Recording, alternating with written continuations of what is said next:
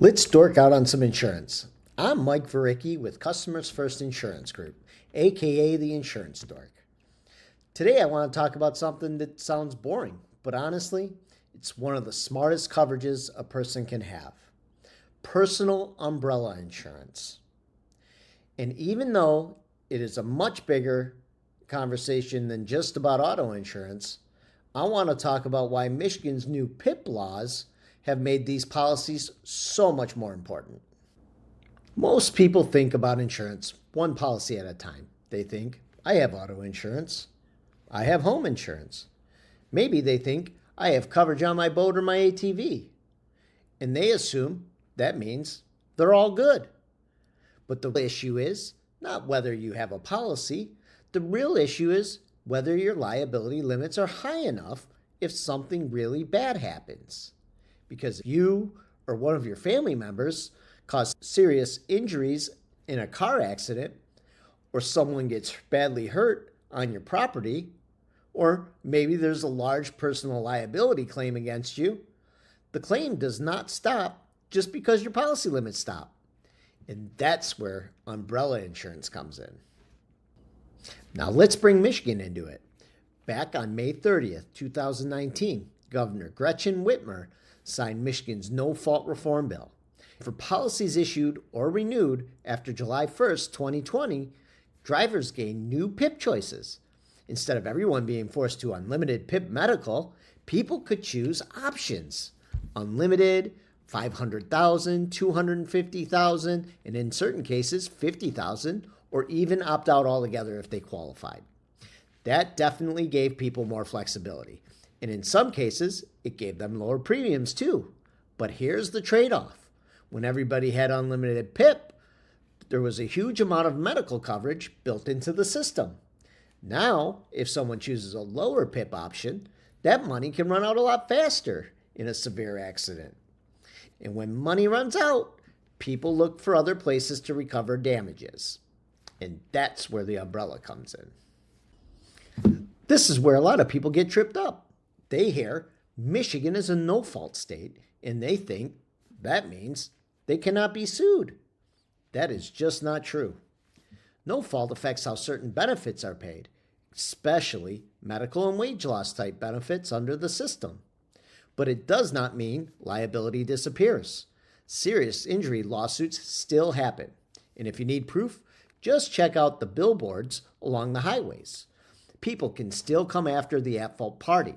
So if your takeaway from no fault is, I don't need to worry about being sued, that is a dangerous misunderstanding.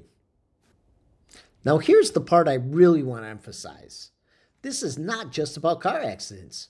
Umbrella insurance is about your whole financial picture. Maybe someone falls at your house. Maybe your dog bites someone. Maybe your teenage driver causes a serious accident.